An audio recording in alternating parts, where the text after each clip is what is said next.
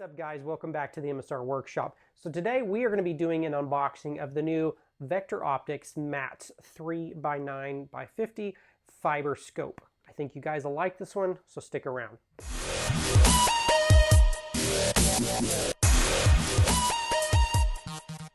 Alright guys, so this is the new Vector Optics 3x9x50 fiber scope.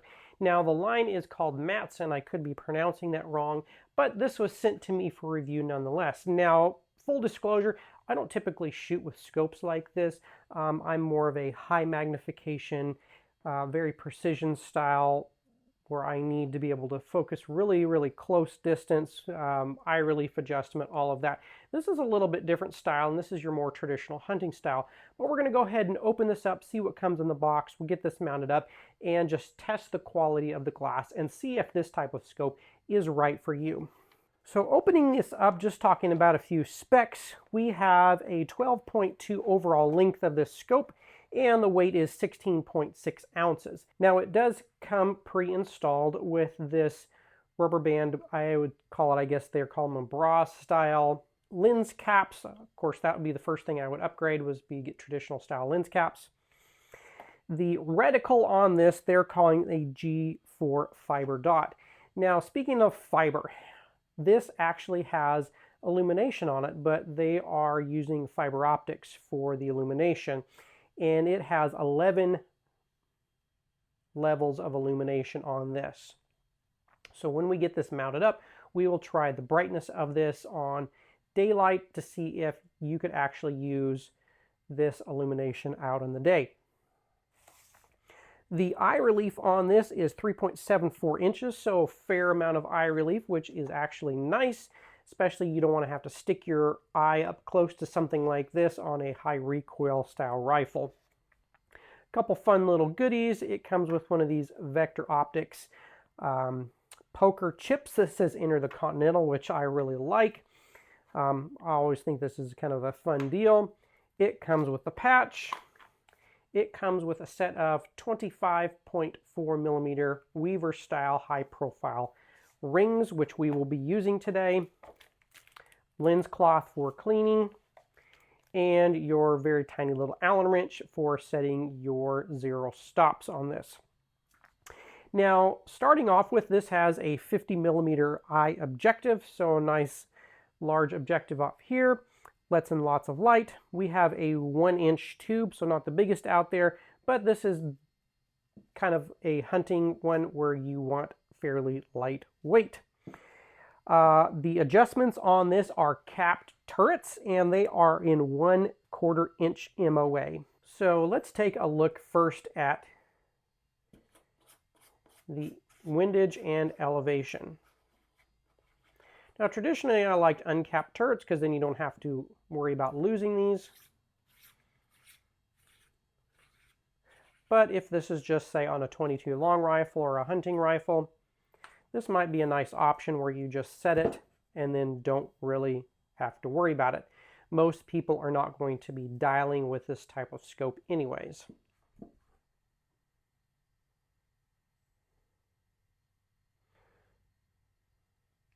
So it is nice because these are toolless, so you still have room to grab.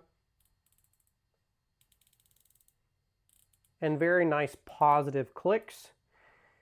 Also, the advantage of toolless is that I don't have to obviously carry around a tool to dial these.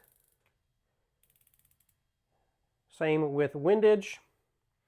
Looking over at our zoom range, we have a 3 to 9 power. And this is a fixed focus, which means I do not have the ability to adjust for parallax. And I believe this is listed at 100 yards. We will go ahead and test that, just see what the minimum distance on this zoom range is. Now they say 100 yards. I'm hoping it's less because I like to be able to shoot at things closer than 100 yards. And that may just be 100 yards at maximum magnification. Now what the minimum is, we will find out what that is as well.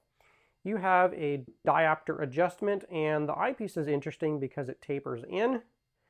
I have not actually seen one that tapers in that much before. But everything seems to be very smooth, no crunchiness overall, and the nice thing is this scope is quite light. This is the battery cap right here, where you take a traditional lithium 2032 battery. It did not come with the battery, so you will need to provide your own battery with that. But that is it for the overview. Now let's get this mounted up with the provided rings and see how it performs outdoors. Alright, so we are going to be shooting this through the camera of the Scopemate S28 4K.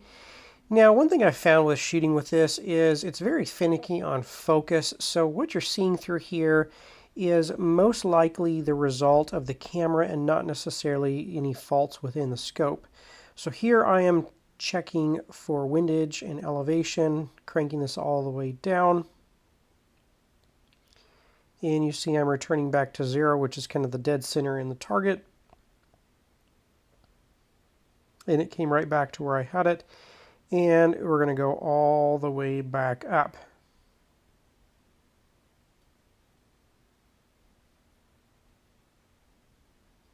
And sorry for the shakiness, but this is the best I could do. There are little bitty knobs. So this might be a little bit hard if you're in a cold environment and you're wearing gloves, but it does work. I wish the turrets were a little bit more knurled, so a little bit more grippiness. Even though they are capped turrets, it would be nice something, a little bit rougher to grab onto if you're wearing some gloves. Now let's check left and right on this. And something I want you to pay attention to is when I get to the far edge of the scope, you'll see a little bit of hazing on that left side. That is actually the inside of the barrel that you're capturing. Now I'm getting a little bit of reflection from the rear of the scope from the camera, so ignore that part. But the extreme left or the extreme right, you are getting the inside of the barrel just showing up ever so slightly. It's not the worst that I've seen. Sometimes you can actually see like a good section of the barrel. This is just a little bit.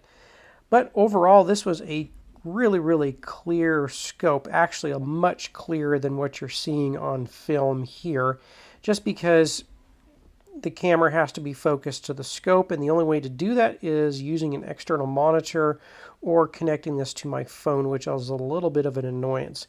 Now there I zoomed all the way out just to see if the fringing on the right, when I'm all the way to the right, was worse on the lowest magnification. It did get a little bit worse, so that is something to take in consideration. But this is not unusual for this price range of scope.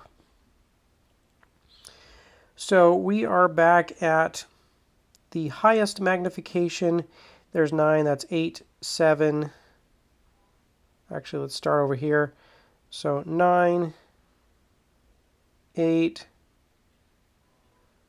7, 6, 5, 4, and then 3 power is going to be the lowest. And sorry for the focus, and that's me, not the scope itself. It was crystal clear and completely in focus for me with my eye. So now we're going to look at something farther away. So we have this tree out here. Once again, sorry for the blurriness. That is my camera. And this is running at about 175 yards away.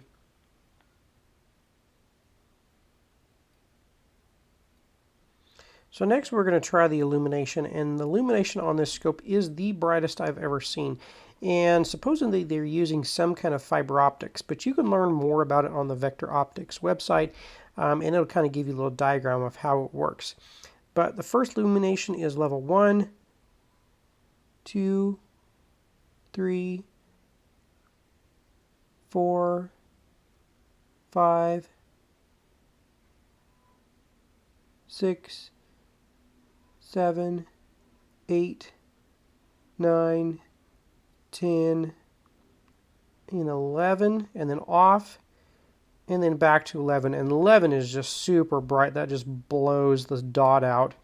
So I put it on illumination of 4, and it's a hazy day, but it's still incredibly bright, and you could see this in any type of daylight, I guarantee you. That's really nice because, you know, most of the time, most people don't use the illumination just because you can't see it on bright sunny days. But with this fiber illumination that Vector Optics has done, you've really got something kind of special here that you can use your dot. Now, typically on a reticle, I like the floating dot. This is a crosshairs that interjects in the middle. So it's not my favorite, but with this bright dot here, you really do have a nice bright reticle that, you know, even the brightest of sunlight you can see. So let's look at a couple things a little bit farther away. This water tower is about 375 yards away, and same with this cell phone tower here. It is about the same distance up to the top. So zooming in all the way to the 9 power, still leaving it on the illumination of number 4.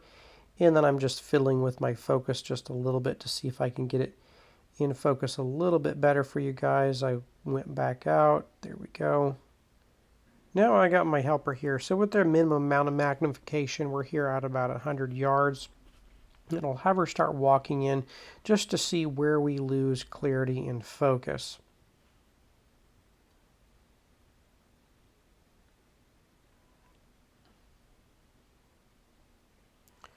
So I'm having her hold this up a little bit more. And now she's going to start walking in.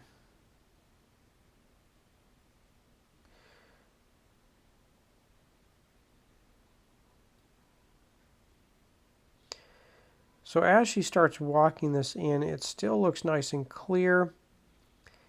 And I found that at about, 19, 20 yards is where I lose focus. Here I'm going to zoom in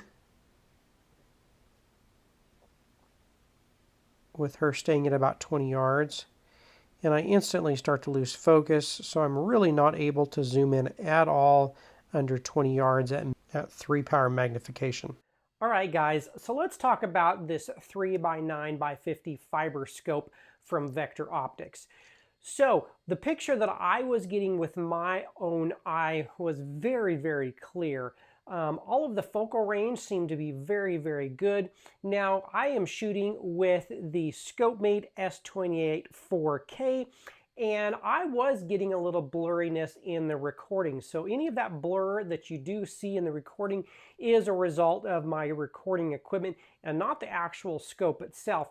Now, in one part of the scope, I did point out that when you're in the extreme left or extreme right for the windage, you do start to see a little bit of hazing on that edge. And what it is the scope on the inside. You're actually seeing the edge of the scope body itself from the inside. Now, that is not an uncommon occurrence for scopes in this price range, but that is something to be aware of if you're maxing out your left and your right adjustment. Now, I do think this is actually a fantastic little hunting scope. Now, you're not going to be able to utilize your zoom range at close distance. From the video, again, I was able to get about 10 yards, and that was at my lowest setting on about 3 power. Any more than that on the zoom and you instantly start to get blurry. Now, it is not an unusable picture and you can still kind of see what you're shooting at, but that is something if you want to have a crystal clear image on a high powered zoom at a fairly close distance, I might look at a different type of scope. Now, that being said, if you're shooting something at long range, anything say up to about 100 yards or farther, on maximum magnification, you are getting a crystal clear image. Now, we took it all out to about 250 to 300 yards on that water tower, and all of those were really, really great. I didn't see much haze. I didn't see too much color drop off. The trees seemed to be bright green, and I wasn't losing any resolution. Now, once again, through the camera and the video that you saw, it does appear to be a little bit blurry. Now, that is one drawback to the camera system that I'm using. I have found that you actually have to focus the camera system through the app and not through just the eyepiece in order to get the best image. And the problem that I've incurred is that on the zoom range, when I start to zoom in, I start to go a little bit of out of focus. So there is some sort of a monitor that you need to have hooked up through the Scopemate S28 to maintain the crystal clearest image while filming and recording. Now, if you're at a range and you're at a set distance most of the time, once you get that set, it should be great. But for zooming in and out, that is something to be aware of. Now, on the scope, do I wish it had a little bit of a focus adjustment? Yes, but then you're going to pay more for it. But I do recommend the scope definitely for a budget option or somebody who's wanting to get a fairly decent scope for a great little price. I would check out Vector Optics, and I will leave a link in the description below where you can find the scope. There will also be a small discount code that Vector Optics has sent me. So if you guys have any comments, questions, or suggestions, please leave those. And most of all, don't forget to hit the like and subscribe button because it does help the channel out. Until next time, guys, thanks again.